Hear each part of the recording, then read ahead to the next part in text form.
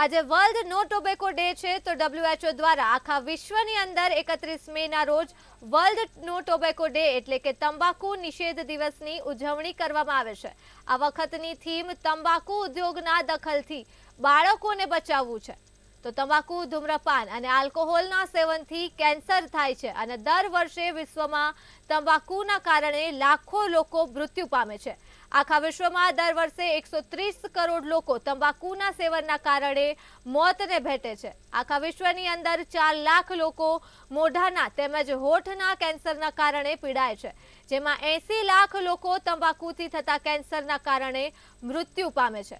આ સાથે જો ગુજરાતની વાત કરવામાં આવે તો ગુજરાત રાજ્યની અંદર દર વર્ષે 16,000 કેસ નોંધાતા હોય છે, જેમાંથી 9,600 પુરુષો અને 6,600 મહિલાઓ તંબાકુના સેવનના કારણે કેન્સરનો શિકાર બને છે।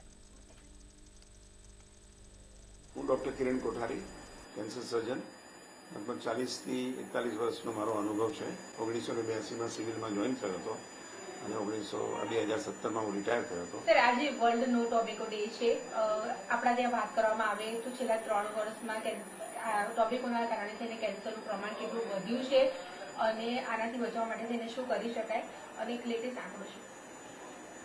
જો આપણે આખા વર્લ્ડમાં જોઈએ તો 3,89,000 નવા કેસો થાય છે તમાકુથી થતા, અને 16મા ક્રમે આવે છે, કારણ કે બીજા બધા ઘણા કેન્સર છે જે એની આગળ છે, પણ મોઢાનું કેન્સર અને હેડ એન્ડ નેક કેન્સર એ 16મા ક્રમે આવે છે। એનાથી મૃત્યુ થતામાં એ 15મા ક્રમે આવે છે, કે જેમાં 1,88,000 મૃત્યુ થાય છે અને 3,89,000 નવા કેસ થાય છે। આપણે ગુજરાતની એની વાત કરીએ, ભારતની, તો 16,000 નવા કેસ થાય છે, તેમાંથી 9600 આશરે 10,000 પુરુષોમાં થાય છે અને 6,500 સ્ત્રીઓમાં થાય છે।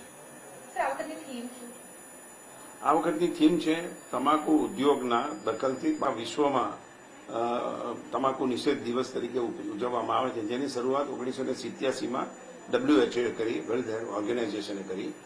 અને આ વખતની થીમ, જે મેં કીધું એ પ્રમાણે, તમાકુ ઉદ્યોગના દખલથી બાળકોને કેવી રીતે બચાવવા।